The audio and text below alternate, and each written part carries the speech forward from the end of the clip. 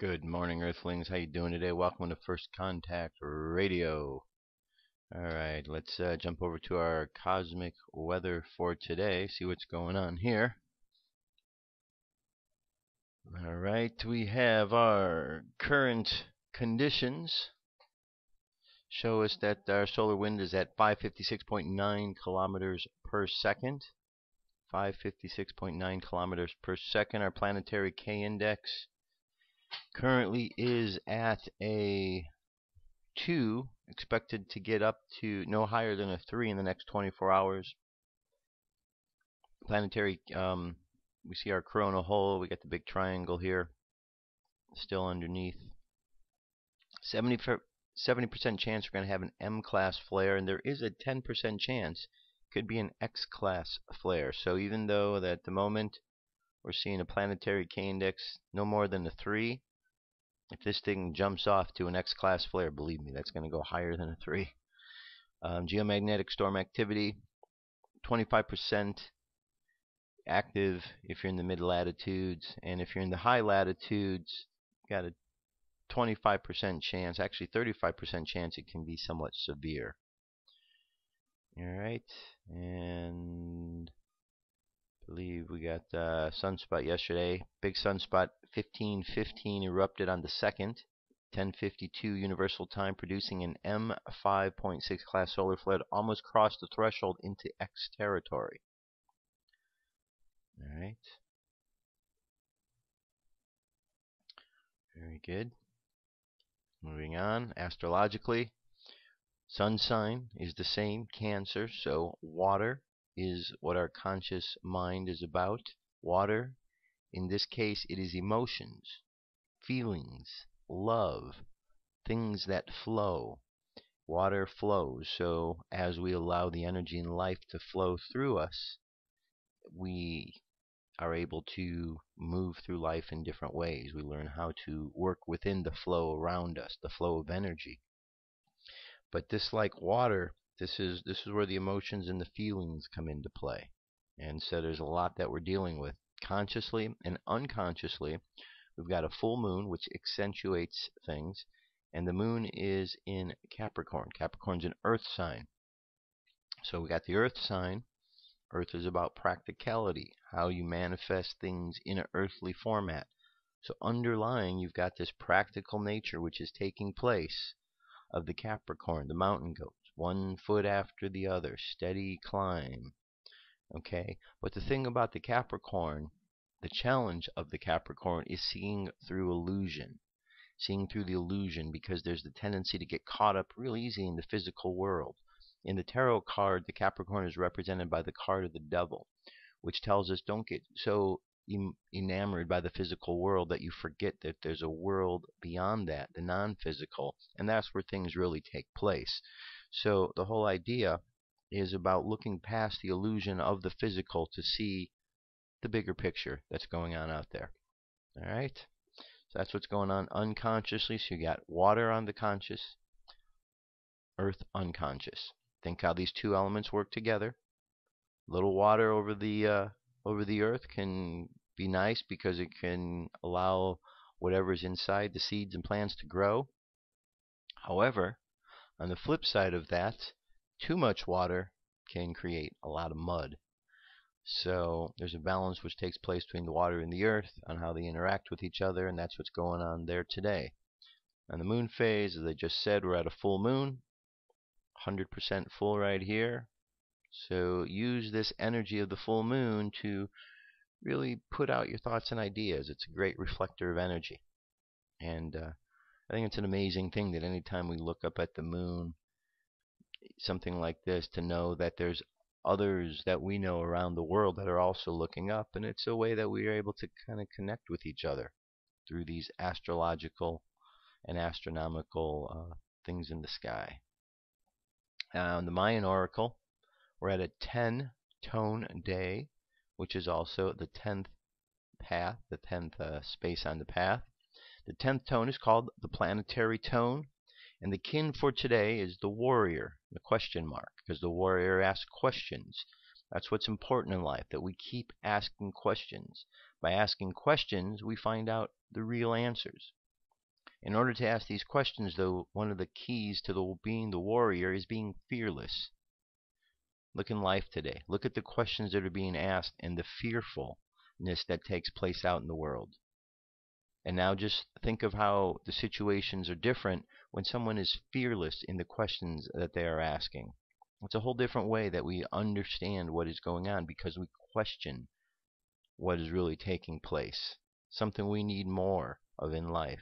Anyway, today the phrase is, the guide for today is the seed, and the phrase is, I perfect in order to question, producing fearlessness. I seal the output of intelligence with the planetary tone of manifestation. I am guided by the power of flowering. And on the Gregorian calendar, it is Tuesday, July 3rd, 2012. And then we have our correlations to the Zolkin is 2 Muluk and 12 Sek for the Hob. All right? All right, moving right along. First piece I'm going to play today. Some of you have heard of this, and of course, some of you haven't. This is called the Declaration of Independence. For those of you who have not heard of this document, this is one of the documents that is a founding document of the United States of America. This document was created by the founding fathers who felt that they needed to separate from what was going on in England because they weren't getting a fair deal over there. Things weren't very good. One of the things I'd like you to do as you're listening to this, substitute King George for Obama. Substitute hearing the problems that are going on in 1776 with the problems going on now. And I guarantee you that by the time this reading is over, you will see that there are so many correlations to what is going on right now, similar to the reasons why they separated from England back in 1776. All right? We've come full circle, my friends. This is a time for us to step up, and being that tomorrow's the 4th of July, hopefully for many people it's not just a day to give lip service to the independence of this country, but actually to believe in it. I know our administrators don't believe, because if they did, they wouldn't be passing the bills and the laws that they do. But I know that there's many good Americans that do. Here, let me remind you of what it was that set this country apart. The Declaration of Independence. A declaration by the representatives of the United States of America in Congress assembled July 4, 1776. When in the course of human events it becomes necessary for one people to dissolve the political bands which have connected them with another, and to assume, among the powers of the earth, the separate and equal station to which the laws of nature and of nature's God entitle them, a decent respect to the opinions of mankind requires that they should declare the causes which impel them to the separation. We hold these truths to be self-evident, that all men are created equal, that they are endowed by their Creator with certain unalienable rights, that among these are life, liberty, and the pursuit of happiness. That to secure these rights, governments are instituted among men, deriving their just powers from the consent of the governed. That whenever any form of government becomes destructive of these ends, it is the right of the people to alter or to abolish it, and to institute a new government, laying its foundation on such principles and organizing its powers in such form as to them shall seem most likely to affect their safety and happiness. Prudence, indeed, will dictate that governments long established should not be changed for light and transient causes, and accordingly, all experience hath shown that mankind are more disposed to suffer, while evils are sufferable, than to right themselves by abolishing the forms to which they are accustomed. But when a long train of abuses and usurpations, pursuing invariably the same object, evinces a design to reduce them under absolute despotism, it is their right, it is their duty, to throw off such government, and to provide new guards for their future security. Such has been the patient sufferance of these colonies, and such is now the necessity which constrains them to alter their former systems of government. The history of the present King of Great Britain is a history of repeated injuries and usurpations, all having in direct object the establishment of an absolute tyranny over these states. To prove this, let facts be submitted to a candid world. He has refused his assent to laws the most wholesome and necessary for the public good. He has forbidden his governors to pass laws of immediate and pressing importance, unless suspended in their operation till his assent should be obtained, and when so suspended, he has utterly neglected to attend to them. He has refused to pass other laws for the accommodation of large districts of people, unless those people would relinquish the right of representation in the legislature, a right inestimable to them, and formidable to tyrants only. He has called together legislative bodies at places unusual, uncomfortable, and distant from the depository of their public records, for the sole purpose of fatiguing them into compliance with his measures. He has dissolved representative houses repeatedly, for opposing, with manly firmness, his invasions on the rights of the people. He has refused for a long time after such dissolutions to cause others to be elected, whereby the legislative powers, incapable of annihilation, have returned to the people at large for their exercise, the state remaining in the meantime exposed to all the danger of invasion from without and convulsions within. He has endeavored to prevent the population of these states, for that purpose obstructing the laws for naturalization of foreigners, refusing to pass others to encourage their migration hither, and raising the conditions of new appropriations of lands. He has obstructed the administration of justice by refusing his assent to laws for establishing judiciary powers. He has made judges dependent on his will alone, for the tenure of their offices and the amount and payment of their salaries. He has erected a multitude of new offices, and sent hither swarms of officers to harass our people, and eat out their substance. He has kept among us in time of peace standing armies, without the consent of our legislatures. He has affected to render the military independent of and superior to the civil power. He has combined with others to subject us to a jurisdiction foreign to our Constitution, and unacknowledged by our laws, giving his assent to their acts of pretended legislation, for quartering large bodies of armed troops among us, for protecting them by a mock trial from punishment, for any murders which they should commit on the inhabitants of these states, for cutting off our trade with all parts of the world, for imposing taxes on us without our consent, for depriving us in many cases of the benefit of trial by jury, for transporting us beyond seas to be tried for pretended offenses, for abolishing the free system of English laws in a neighboring province, establishing therein an arbitrary government, and enlarging its boundaries so as to render it at once an example and fit instrument for introducing the same absolute rule into these colonies, for taking away our charters, abolishing our most valuable laws, and altering, fundamentally, the powers of our governments, for suspending our own legislatures, and declaring themselves invested with power to legislate for us in all cases whatsoever. He has abdicated government here by declaring us out of his protection, and waging war against us. He has plundered our seas, ravaged our coasts, burnt our towns, and destroyed the lives of our people. He is at this time transporting large armies of foreign mercenaries to complete the works of death, desolation, and tyranny already begun, with circumstances of cruelty and perfidy scarcely paralleled in the most barbarous ages, and totally unworthy the head of a civilized nation. He has constrained our fellow citizens, taken captive on the high seas, to bear arms against their country, to become the executioners of their friends and brethren, or to fall themselves by their hands. He has excited domestic insurrections among us, and has endeavored to bring on the inhabitants of our frontiers the merciless Indian savages, whose known rule of warfare is an undistinguished destruction of all ages, sexes, and conditions. In every stage of these oppressions, we have petitioned for redress, in the most humble terms. Our repeated petitions have been answered only by repeated injury. A prince, whose character is thus marked by every act which may define a tyrant, is unfit to be the ruler of a free people. Nor have we been wanting in attention to our British brethren.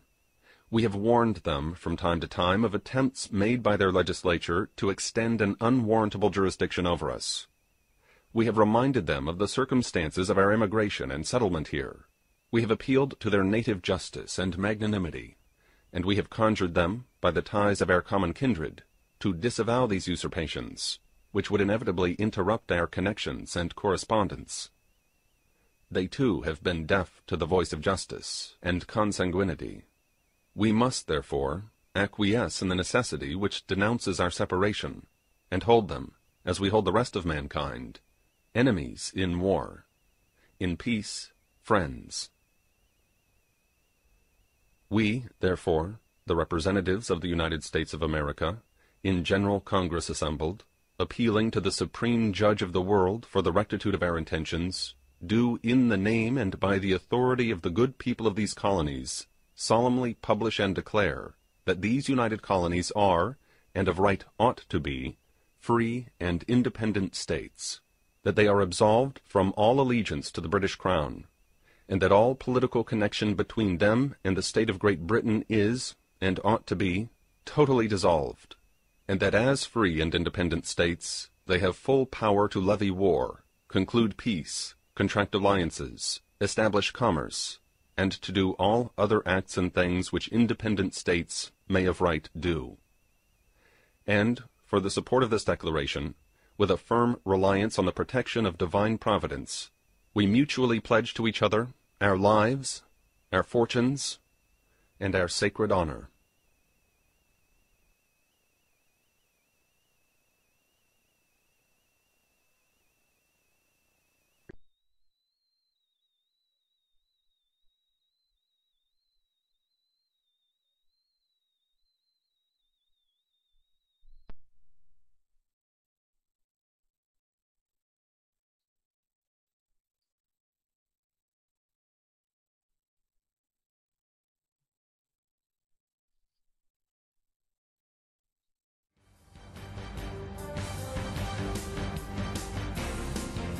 This is the UFO News with Joshua Poet.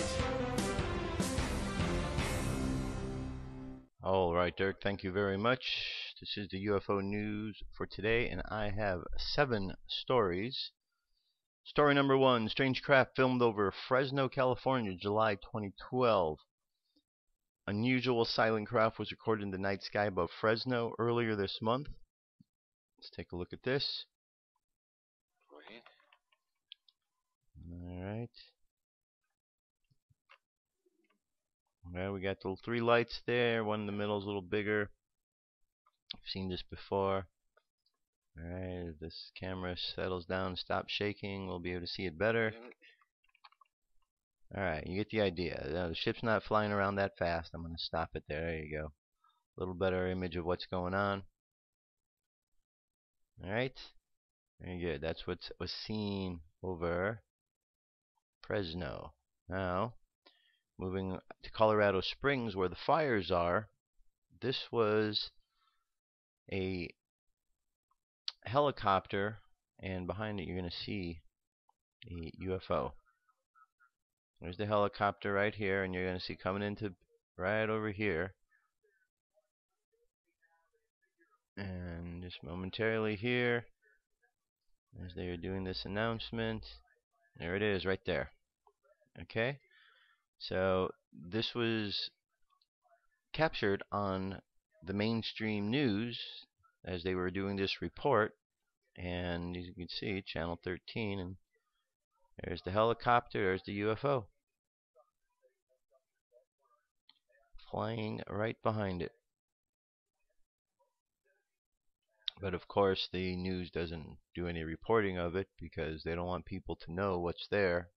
Just keep going, don't look, right? Alright, move along, folks, move along. Nothing to see here. That's what they say. Alright, we got some new crop circles. Let's check these out here. This is from Barnes, Wiltshire, UK. Alright, very interesting looking one right there. And again, of course, flip the other direction.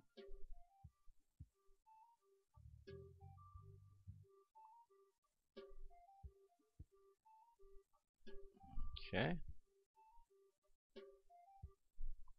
Alright. You know, I find it to be highly amusing that every time you see a crop circle out there and you go to the forums and you read, right off the bat, people who probably have no knowledge of the subject, right off the bat, fake.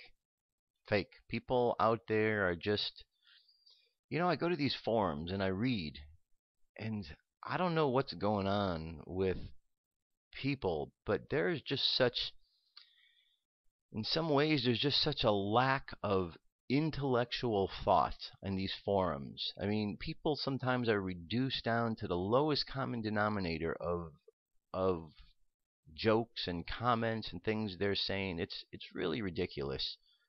But it's a reflection of where society is these days, and it's really nonsense what's going on. Why people are just so skeptical about the very things that are around them. You know. All right, here we got UFO crashes in Waldo Canyon. Second UFO seen following helicopter on TV news. All right, this is also what we saw before. Many residents of Waldo Canyon are claiming a large object was seen falling from the sky, burning brightly, and broke up as it fell. Over 30,000 residents were evacuated due to the fire it caused, and on TV news, a UFO was seen following a helicopter that was attempting to put out the fires. NORAD also confirmed something from space did fall over the area. If NORAD is involved, then it may have been a UFO that crashed and would explain the sighting of the UFO near the helicopter. That UFO may have been sent to see if the crashed UFO had any survivors. Okay, let's see here if we can. Okay, so here's my DVR. Again, never just because they saw something. All right, there we go. We're seeing this here, and so if something did crash, if there was another crash and this other ship was there, it seems like they would. I don't know what it seems. All right, but you can just check this out here because it just kind of reiterates what we were talking about. All right, UFO tries to hide near sun to avoid detection. This is from England. There's the image right here. All right, next to the sun. Clearly, this is UFO following near the sun. Most likely, they are doing this to avoid detection since humans are trained from childhood not to look at the sun. Amazing catch and absolute proof that aliens are watching us. All right, let's check this out here. All right. Okay, I don't know if anybody can see that, but there's a little behind the clouds, object right there. This little round, sun's right up here. Luminous object, which is. And we move this over here, and the sun starts to come out. Right, so I can't look at it directly. There's some kind of a lens flare. Okay. Okay. Right there. And there's a little object right there. To the left of the sun, there's a perfect round. All right. You can just about. That's the UFO object up there by the sun. You can see it just back there now. You can't really see it because it just kind of moved behind it. These are lens flares. Okay. Alright, so I'm going to leave this up here. It's a almost 5 minute long video. You can check it out. Next one, update on Oregon UFOs. New footage and eyewitness accounts. Here we have a whole grouping of them here. You can see there's a lot of them right here. Okay. This comes from third phase of the moon, so we're going to take this one with a grain of salt, unfortunately. But let's see what we have anyway. Alright. Let me get ahead here. I want to just jump ahead to the actual sighting itself. Alright. Alright, I'm not really seeing anything right here at the moment, but this is the image here. You see the whole grouping of them. And the video itself is like 3 minutes long. I'm not going to play the whole thing. But the whole grouping of them. So what's going on with that? I don't know, but again, another example of how there are multiple sightings taking place in multiple cities around the world, all at the same time. All right, UFO witness sought in Burbank, California. Sighting. 2 California witnesses at Burbank are hoping someone else was witness to 4 extremely bright bluish-white lights resembling field lights in a row that hovered west of the mountain ridge about 8:30 p.m. on July 2nd, 2012, according to testimony from MUFON database. The 2 were on their way grocery shopping as they drove northwest on Sparks Avenue, approaching the Olive Avenue intersection when the lights were first noticed. Between the trees, we each saw directly ahead, hovering just west of the mountain ridge, 4 extremely bright bluish-white lights resembling field lights in a row, but hovering with no supporting structure. The reporting witness stated no object was visible, just the lights. The witness said the mountain ridge lies between Silmar and Santa Clara. The row of lights did not appear to move. We could only see the lights for the briefest of moments because as we drove through the intersection at Olive, our view of the mountain was blocked by the nearby building. It would have been approximately 17 miles from our location in Burbank to that spot. If the lights were actually located next to the mountain ridge as they appeared, they would have been roughly over Interstate 5 in the Newhall Pass. All right, so that's the sighting in California, and that is our UFO news for today. We'll jump away to our song, Wake Up. I'll be back. What if our government was responsible for some of the greatest crimes against this nation? Would you really want to know? These are big questions, but these questions deserve answers. It's time to demand the truth. People should not be afraid of their governments. Governments should be afraid of them.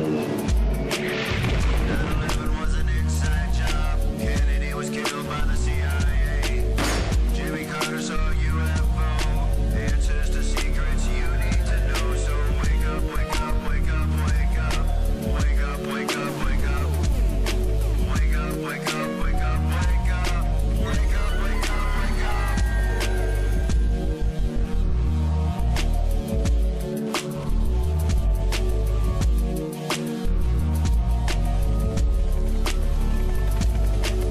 The evidence is overwhelming. Step past your fear, take a look. Illuminati lies keep growing, but they're illusion from your eyes. And wake up, wake up, wake up, wake up. Wake up, wake up, wake up. Wake up, wake up, wake up, wake up. Wake up, wake up, wake up.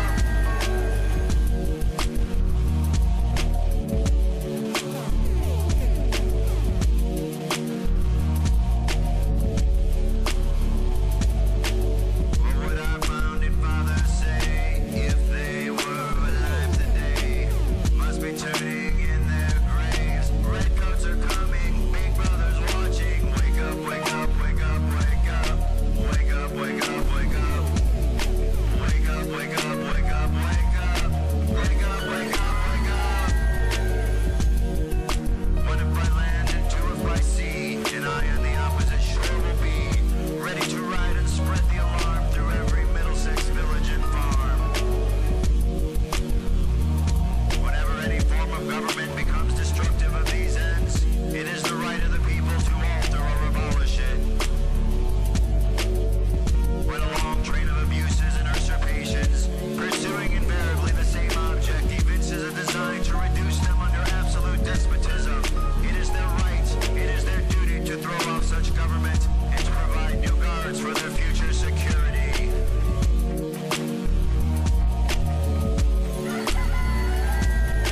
Wake up, wake up, wake up, wake up. Wake up, wake up, wake up. Wake up, wake up, wake up, wake up. Wake up, wake up, wake up.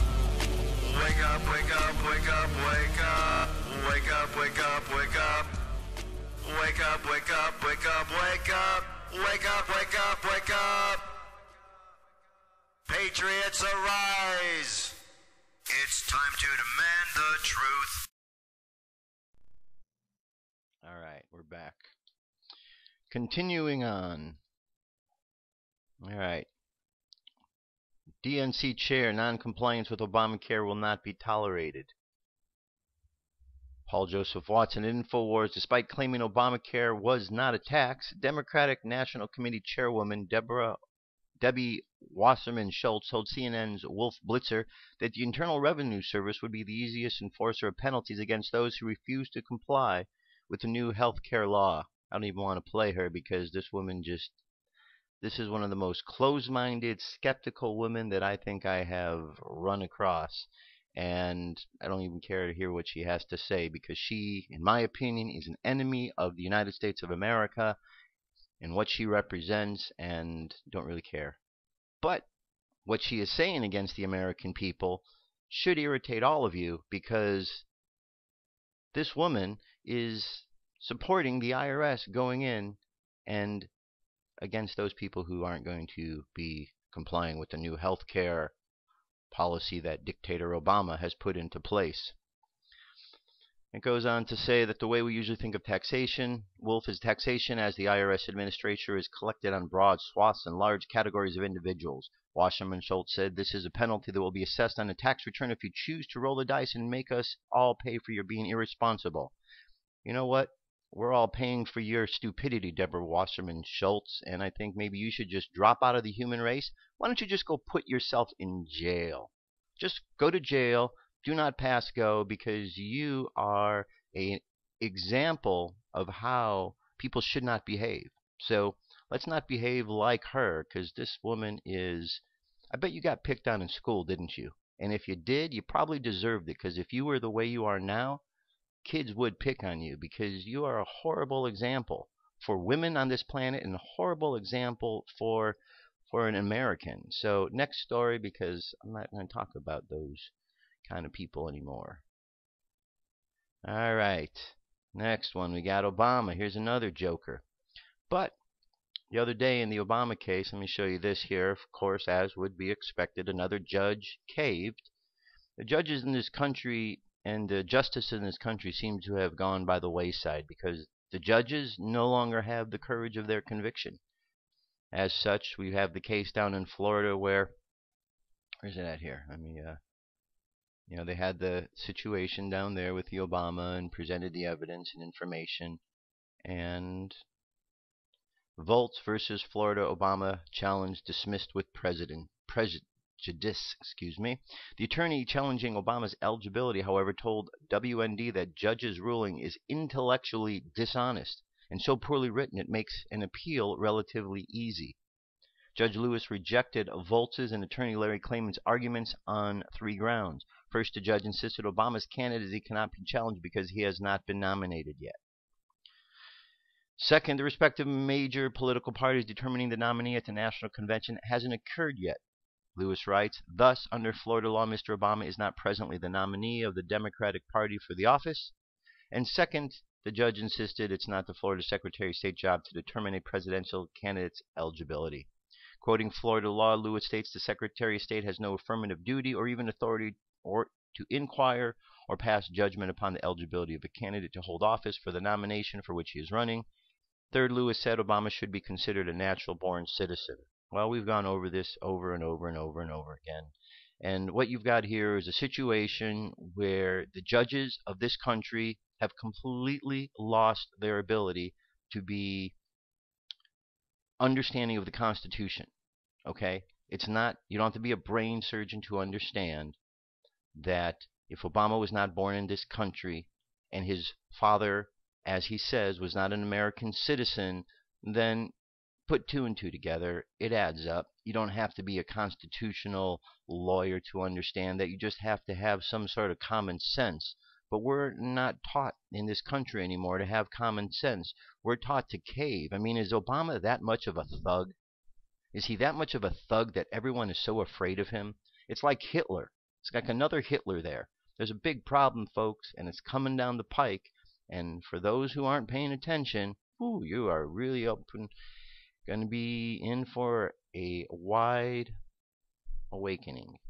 Now that case in Florida, they're going to continue to appeal against that. And here in New Jersey, things are still going forward there.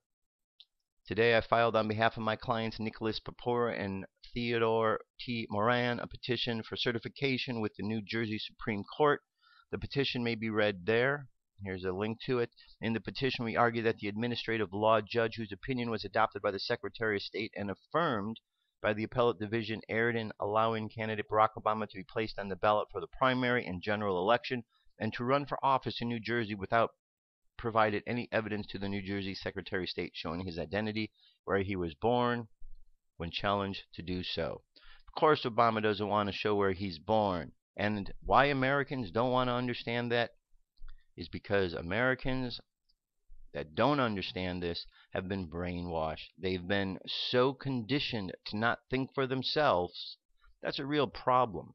A real problem. And when I talk to people that don't think for themselves and just spew out nonsense with nothing to back it up, it's frustrating. But we unfortunately have a world full of that. What's going to happen to this country, to this planet? People are growing up, little kids are growing up, and they're not being taught properly. We have an education system that is going down the tubes. So how are we expected to move forward in the world when we have a country that unfortunately is very low on the standards of education? In other words, kids are stupid, okay? Kids are growing up stupid. Yes, there are some bright ones that are in there, thank goodness. But there are a lot of ones that are just watching the television, taking in everything they say, taking the fluorides, eating all the foods with all the chemicals, taking the vaccines, and they're being raised like farm animals, not thinking for themselves, just follow along with everybody else so the governments can continue to make money. Unless people wake up, there's going to be a big problem. All right, this is I played this yesterday. I read the story the other day. I'm going to play this now. This is about Sheriff Joe.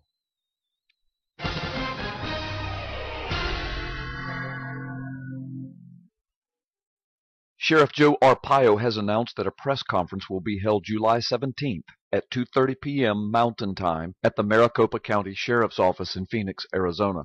WND will once again provide live web streaming of the event. The new evidence will include information gathered in the posse's recent investigative trip to Hawaii, as well as an update on the ongoing investigation. At the March 1st conference several months ago, Arpaio and his cold case posse announced that there is insurmountable probable cause that the document released by the White House in April 2011, purporting to be Obama's original long-form birth certificate, is a blatant forgery. The posse said that it has also found probable cause that Obama's Selective Service registration form is absolutely fraudulent. Lead investigator Mike Zullo is quoted as saying regarding the upcoming July press conference, quote, "I cannot disclose to you what we've discovered, but it's going to be a shocking revelation at our press conference," end quote. 3 weeks after the March 1st press conference, Arpaio said that there was tons more potentially shocking information on Obama in connection with his probe into the president's eligibility. Apparently, the July conference will include the revelations about at least some of that information plus new information.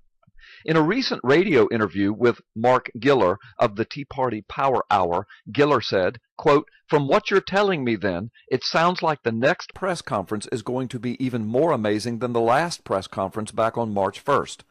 Mike Zullo responded, "It will be.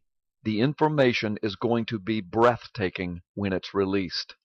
And so now we hold our collective breath as the evidence continues to mount that proves what so many of us have known all along. And we have reported it all along. America appears to be under siege by an illegal usurper now serving as commander-in-chief of the #1 superpower in the world. This fact ought to be a concern to every single citizen of the world. Oh, and for those who might scoff at the proposition that Obama is illegal, I challenge you now. Please present one piece, just one piece of 100% verifiable evidence that Obama is a perfectly legal citizen of the United States, much less legal to hold the office of president. If you can do that, you will be the first person to be able to do so. Even the Congressional Research Service has thus far been unable to do so. So before you scoff and make a fool of yourself, consider the real evidence. Hang on. July 17th is just around the corner. The Washington Times calls it a must-read book, a muscular defense of the Christian faith, an arsenal of powerful rebuttals against Christian bashers. Amazon Books calls it a #1 bestseller. I call it blessed and used by the Lord. Considering the times in which we now live, you need this book. Available at Amazon.com and the WND Superstore. All right, so there you go. That's coming up with Sheriff Joe on the 17th. Let's hope and pray that Sheriff Joe stays safe and Mike Zulu and his team stays safe, and that no one from the Obama administration tries to murder him like they did Andrew Breitbart. And yes, I do believe that they murdered him, because yes, I do believe that Obama is a thug, and yes, I do believe he is capable of such things because he is doing these things in other countries. And how Americans are just skipping by this issue. You should be ashamed of yourself, Americans. You really should. If you believe all the lies that are coming out of this administration, if you dismiss so easily without looking at any of the evidence of what's done with Obama, what's going on, you should be ashamed of yourself, and you should not call yourself an American unless you could look yourself in the mirror and you could come correct about what's going on. You got to step past the lies, because too many of you have bought into all the nonsense, and this nonsense is going to destroy this country. It's already destroying it, because we have someone in power who shouldn't be there. And we had the previous president before that who was destroying things, and the one before that. See, we need to choose the best, not the worst of two evils. When did we get to that point? We're not supposed to choose the best, worst of two evils. We're supposed to choose the best. That's what America is. Wake up, American. Look, we're not the top of the heap anymore. And we're only going to get there if people get real and understand. Now, Olympics. London Olympic whistleblower reveals himself. Continues claim of possible evacuation. 200,000 casket linings on hold. This is by Alex Thomas at the Intel Hub. The undercover journalist who recently exposed the widespread problems with the company leading security for the 2012 London Olympics has, in fear for his safety, revealed himself to be director Ben Fellows. Commenting that he is now afraid for his safety, Fellows continued his astonishing claims that during the infiltration of G4s, he learned, amongst numerous other startling things, of plans for an evacuation of London, and that 200,000 casket linings that can hold 4 bodies each have been shipped into London. In the article that revealed Fellows' identity, Paul Joseph Watson quoted him as saying, "With all sincerity, I'm now afraid that I might be in physical danger from G4s. My only protection is to go public. I have done nothing wrong, and I stand by everything I have said," added Fellows. In regard to Andy Davis, Channel 4 News Home Affairs correspondent, "I sent him an email. I called. He was interested and said there's a media blackout in this. He wasn't interested. There's a media blackout in this kind of story, and nobody would be interested in running it. I emailed Andy Davis on the 13th of June and pitched the story to him, and then called me back, and we talked." Now, wouldn't it be a sad state of affairs if something goes wrong at the Olympics? Wouldn't it be a sad state of affairs if this actually happened and there's this foreknowledge of it? How sad would that be? And how many of you out there would be, I don't know, what would you think? What would you think if there was this, after all of these stories and all of the talk about what might go on over there, if something happens, how are you going to feel? Especially if you were someone who kept hearing these stories and saying, "Oh, I don't want to hear about them. These are nonsense stories." How are these news reporters going to feel? Because if they're not reporting, if there's a media blackout, then they are complicit in the activity of what went on. Our media, our mainstream media, they are so fraudulent these days in what they're reporting. It's just a shame. And people, I'm telling you, something's coming. And many people are going to be caught like a deer in the headlights. Complete disaster, non-preparedness. D.C. grocery stores out of food, gas unavailable, grids down as summer heat rages. We've seen it time and time again over the last decade. An emergency strikes and panic grips the city or region for days or weeks on end. We saw a complete breakdown of emergency response and law and order during Hurricane Katrina. The 2011 snowpocalypse on the East Coast led to runs on grocery stores and empty shelves within matters of hours. Widespread blackouts during hurricane left large sections of the Houston power grid down for 4 weeks. In all these cases, gas was almost impossible to find. What was in your pantry was what you had until food distribution resumed. Local water was not safe for consumption, and government response was limited to reinstating essential services. The bottom line, as Jesselyn Raddick of the Government Accountability Project notes, is that after billions have been spent by the Department of Homeland Security, FEMA, and local law enforcement, we are no more prepared today than we were the day before September 11th. So then what are they doing with that money? Are they wasting their money? Wouldn't it be better to have individuals go through their own plans? Because the government, again, is showing how inadequate they are to be able to handle the situation. Stop relying upon your government, because your government is only going to lie to you, steal from you, and cheat you out of whatever it is that you have earned during the course of this lifetime. If you think Obama is your friend, then you are not thinking clearly, because Obama is not your friend. Obama and his administration are trying to hurt you. They're trying to imprison you. Now they're trying to get the IRS after you because he has this Obamacare going into place now. And oh, you know what they don't mention on the news? The microchips. Well, for many of you out there, now that Obamacare has gone through and they've made the rulings on it, you're going to hear about these microchips in the near future. Oh, yes, you will, because there already are these videos and there already are commercials that are running. They're going to want to put a microchip in you, and supposedly, allegedly, according to this, if this is right on, there's a 36-month window, that within 36 months of the signing of that, which takes us to March 2013, is the deadline for everyone having these microchips. So if that truly is the case, then what's going to happen between now and March when everyone is going to get chipped? Something's going to happen. Someone's going to try to put a chip in you if that's going to happen. Better wake up, because those times are coming. Yes, we are in the end times. Book of Revelation stuff, it's all going on. And many of you are asleep at the wheel. So you need to wake up real quick.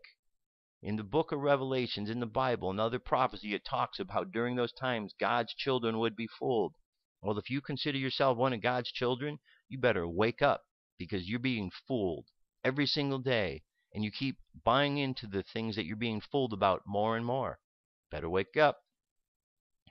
Here, I'm going to play this piece now. Understanding the Declaration of Independence. At the beginning of the show, I played a piece on the Declaration. This is to understand it. Not everybody understands what they heard, so this will break it down a little bit more for you. Here we go.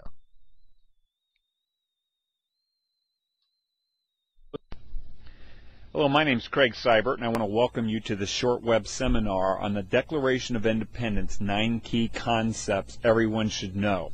And if you're an international listener, we invite you to listen in as we take a look at this important United States founding document. 90% of today's Americans have never heard what you're about to hear. But in 1776, 90% of Americans had a basic understanding of what you're about to hear. Thomas Jefferson said this: the price of freedom is eternal vigilance. And so we hope that this process of looking at the Declaration in more detail will spur us on to a new revolution of freedom as we understand this founding document. The 9 key concepts can be broken down into 3 more broad categories. The first is understanding the basic structure of the Declaration. Second of all, understanding the 7 component parts within that basic structure. And then thirdly, understanding that the Declaration and U.S. Constitution are designed to work together. So let's first take a look at understanding the basic structure. The total length of the Declaration of Independence is just under 1,400 words. About 400 words spell out the essence of the principles and beliefs upon which the United States was founded. These 400 key words are split about equally between the opening and the closing of the document. The other 1,000 words appear in the middle of the Declaration and outline over 25 abuses of King George III over a 10-year period. And so you can see the significance of the weight of the introductory words, the closing words, where some key concepts are outlined, and then these middle words, which there are 1,000 of them, really outline the abuses of King George III. So that's all that's involved in understanding key concept number 1. is that there's these three broader categories that the Declaration breaks down into. Now let's take a look at the 7 component part. Now as we look at the detail of these 7 parts, we find that 4 of them are included in the introductory remarks. The first is the reason for the Declaration, and this is stated in the opening sentence. When in the course of human events, it becomes necessary for one people to dissolve the political bands which have connected them with another, and to assume among the powers of the earth the separate and equal station to which the laws of nature and of nature's God entitle them, a decent respect to the opinions of mankind requires that they should declare the causes which impel them to separation. And so this is the introductory remarks for why the Declaration is being written. The second thing that's in that introductory remarks, in that general category, are the self-evident truths that many people are familiar with. We hold these truths to be self-evident, that all men are created equal, that they are endowed by their Creator with certain unalienable rights, that among these are life, liberty, and the pursuit of happiness. That among these are life, liberty, and the pursuit of happiness. And in our modern age, we confuse happiness with hedonism, and that is not what the founders of this document had in mind. Their perspective of happiness in 1776 would have meant this, that the individual would have the freedom to use their time, talent, and resources to pursue the directions in life that they believed would bring them the most satisfaction and would benefit their family, friends, fellow man, and future generations the most. What's also interesting about this introductory paragraph is this. In this short paragraph, the founders also describe the purpose of government, and they say this, that to secure these rights, governments are instituted among men deriving their just powers from the consent of the governed. And so in this short sentence, they're basically saying the reason for government's existence is to secure those rights. And then lastly, in this introductory paragraph, they give reasons for altering or abolishing a form of government. And they say this, that when any form of government becomes destructive of these ends, that is, preserving the self-evident truths that they had already named, it is the right of the people to alter or to abolish it and to institute new government, laying its foundation on such principles and organizing its powers in such form as to them shall seem most likely to affect their safety and happiness. And so in this first paragraph, the most important thing of the 4 we've just looked at are these self-evident truths, that we're created equal, that we're endowed by our Creator with unalienable rights, and those rights among many would be life, liberty, and the pursuit of happiness. These are 4 huge concepts in this first couple of sentences. The reason for the Declaration, the self-evident truths, the purpose of government, and the abolishment of government, and the reasons for it. Now, as I said before, the middle section, which is the biggest section, is the list of grievances against King George, and there are over 1,000 words in this section. There were over 25 abuses that King George III had done over a 10-year period, and in the Declaration, the colonists made a list and suggested that that list was ample evidence that the Declaration was justified. And here are just a few of them.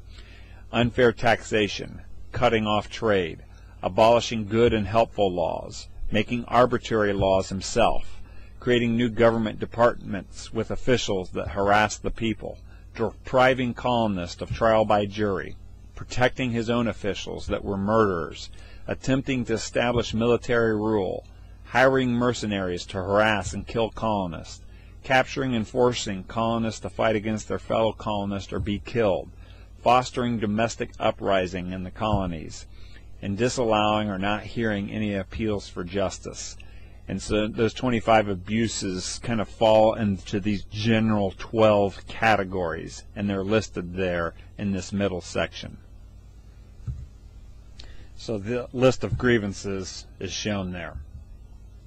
Now we move to the final section where the Declaration is actually stated, and this is the statement. We, therefore, the representatives of the United States of America and General Congress assembled, appealing to the supreme judge of the world for the restitute of our intentions, do in the name and by the authority of the good people of these colonies solemnly publish and declare that these united colonies are and of right ought to be free and independent states. That's the declaration statement. After that statement, the rights of these united sovereign states are listed, and they include, and that all political connection between them and the state of Great Britain is and ought to be totally dissolved, and that as free and independent states they have full power to levy war, conclude peace, contract alliances, and establish commerce, and to do all other acts and things which independent states may of right do. Now notice here that they title the state of Great Britain as what they're dissolving from, and then they declare that the free and independent states of the United States have the rights and privileges of states. And so the colonists did not view them dissolving 13 colonies into one national government, but they viewed each of the states as sovereign states on the order of Great Britain, France, and other global states that existed at that time.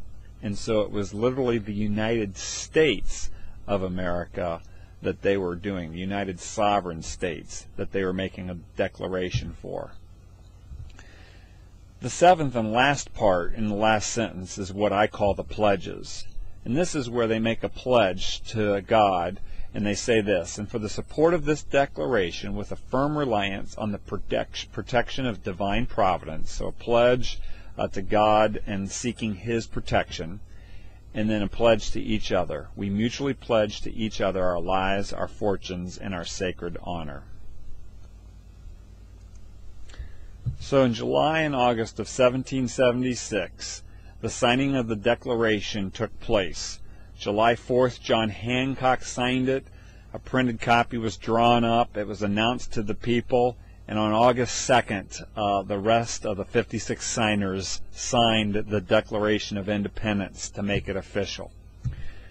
You can have a better understanding of the Declaration of Independence. You now know more than 90% of Americans do about this document by simply reading the first 200 words and the last 200 words.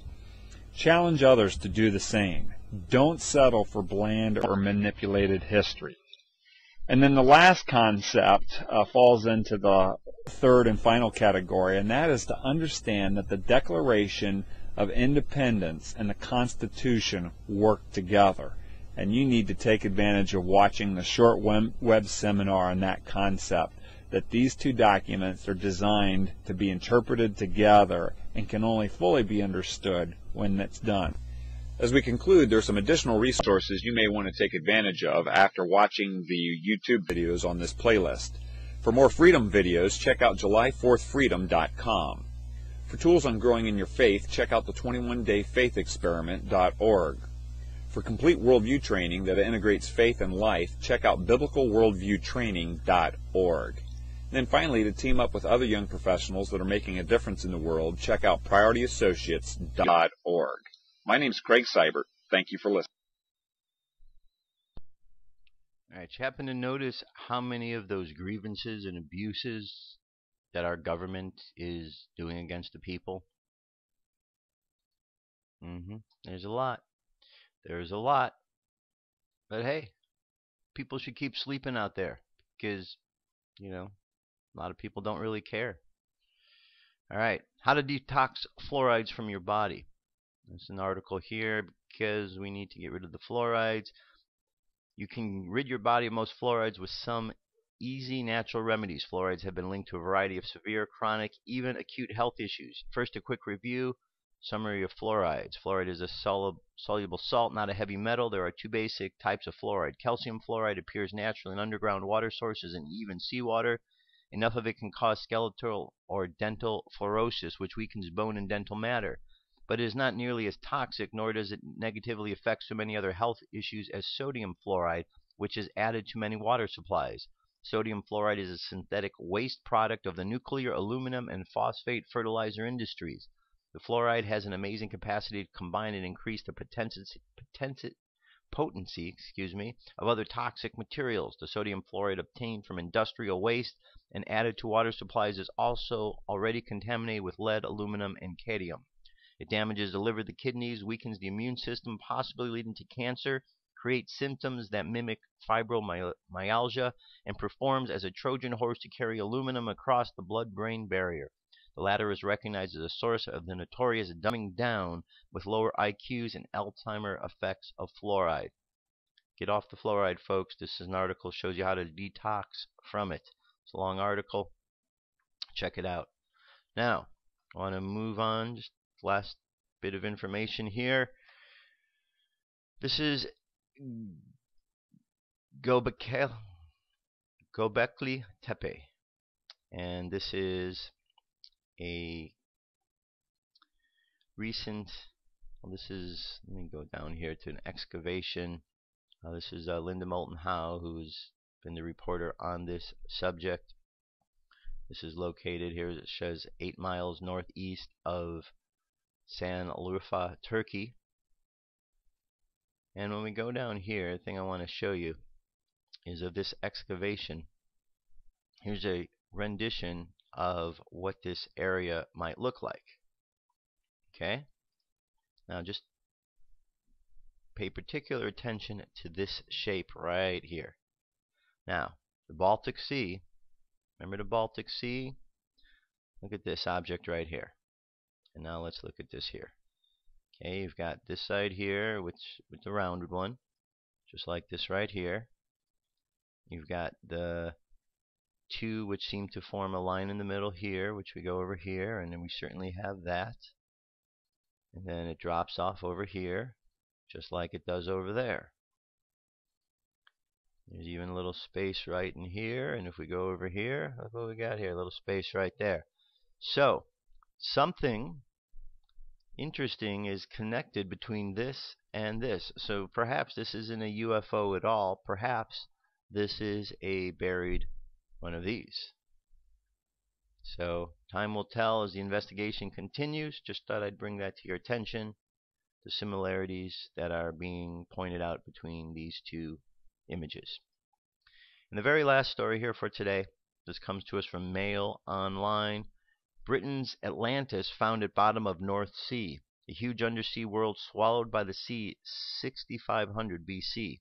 Diggers have found traces of ancient land swallowed by waves 8500 years ago. Doggerland once stretched from Scotland to Denmark, rivers seen underwater by seismic scans. Britain was not an island. An area under North Sea was roamed by mammoths and other giant animals, described as the real heartland of Europe. Had populations of tens of thousands, but devastated by sea level rises. Britain's Atlantis, a hidden underwater world swallowed by the North Sea, has been discovered by divers working with science teams from the University of St. Andrews. Doggerland, a huge area of dry land that stretched from Scotland to Denmark, was slowly submerged by water between 18,000 BC and 5500 BC. Divers from oil companies have found remains of a drowned world with a population of tens of thousands, which might have been the real heartland of Europe. A team of climatologists, archaeologists, and geologists have now mapped the area and are using new data from oil companies to reveal the full extent of a lost land once roamed by mammoths. Alright, you can find out a lot more about this. See, there's a lot of information here in this article. Where it is, what's going on, a little bit about the researchers. Alright. A lot going on here. Very interesting indeed. Alright, there you go. That is our stories for today, and that brings us last but not least to our meditation for today. So go ahead and close your eyes and relax. Close your eyes and relax. Alright, let's imagine that we are seated in a large classroom. And as we are seated in that classroom, looking towards the front, you see a large monitor. And on this monitor, we see the reality of what is going on in the world. And the question is, why would we need to see a monitor to see what is going on in the world? We have our daily reports, our news. However, as we sit there and we realize the ways in which we report things in the world, we realize that we are not being honest with ourselves. We realize that because of this lack of honesty with ourselves, we put ourselves in a precarious situation. And we realize the only way to move forward is to actually see and accept the truths. As difficult as they may be, we must accept the truth for what it is. So we look into the video monitor, and as we do, we are shown the events of planet Earth. And we realize the things that we were told aren't necessarily the truths of what happened. We begin to understand how leaders, one after another, have lied to the people of their country. We realize that information that people need to be having about their spiritual evolution is being hidden from others. And we realize that there seems to be a global effort to keep people dumbed down from understanding what is truly going on in the world. And as we watch this monitor and we see what is really going on, and the truth resonates within us, we find ourselves going through a variety of emotions and feelings, from anger to depression to denial. And finally we accept that there is something bigger than ourselves, that there is more going on than we realize. And by simply paying attention, we begin to understand more of what it is we thought we knew. And as we begin to understand more and accept the truths of what are going on, we are easily able to walk away from the lies and turn away from the lies, because we recognize them as that. So let's hold truth in our heart, my friends, and as we go in the world today, let's just think of one simple thing: truth. For the truth will set us free. And let us hold that idea of truth in mind, and let's send out to the world the idea of truth, so every single being upon this planet will contemplate the idea of truthfulness. No matter how afraid we are of seeing the truth, truth will set us free. So as we hold the idea of truthfulness in our heart and in our mind, let us bring our energy and attention back to the present moment on the count of 3. 3, coming back to the present moment filled with confidence. 2, coming back to the present moment filled with faith. And 1, coming back to the present moment happy, healthy, and whole. Happy, healthy, and whole. There you have it, my friends. That's the end of our show. Our prayer and meditation. Let's go out into the world and let's just make this a great day. Let's focus on the truth. Let's focus on the truth, because it will set us free, my friends. Listen, tomorrow's a big day, 4th of July here in America. I want you to go out there, and I want you just to contemplate what that's about. Contemplate the freedoms that you have because of what the founding fathers gave and sacrificed. Make comparisons if you need to the way the founding fathers treated life to the way that the administrations of this country are treating life. Take a look at the way that the ancients of this planet understood life and the way that the beings on the planet now do. And let's find that bridge to bring things together. We've separated a long way from ourselves, my friends. There is going to be a revolution. There is going to be a revolution. So if you are afraid of that, well, get over the fear, because revolution is here. Change is here, and if you're not paying attention, then you're missing it. Because we are in the midst of a great time, my friends.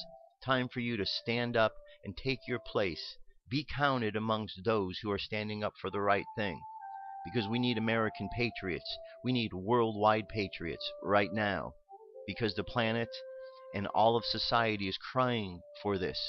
We can't allow the liars and the corruptors and the thieves to be pushing people around. That is not the way that the great Creator had designed things. This is our chance to bring truth to the world and eliminate all of those problems once and for all. So let's send so much goodness into the world that all of the evil and darkness just dissipates, because there's no room for it left. All right? Have a great day. I'll be back on Thursday. I'm not going to be here tomorrow. I'm going to take the day off, but I'll be back on Thursday. Have a great 4th of July. Remember what it's all about. I'll talk to you soon. Peace. I'm out of here.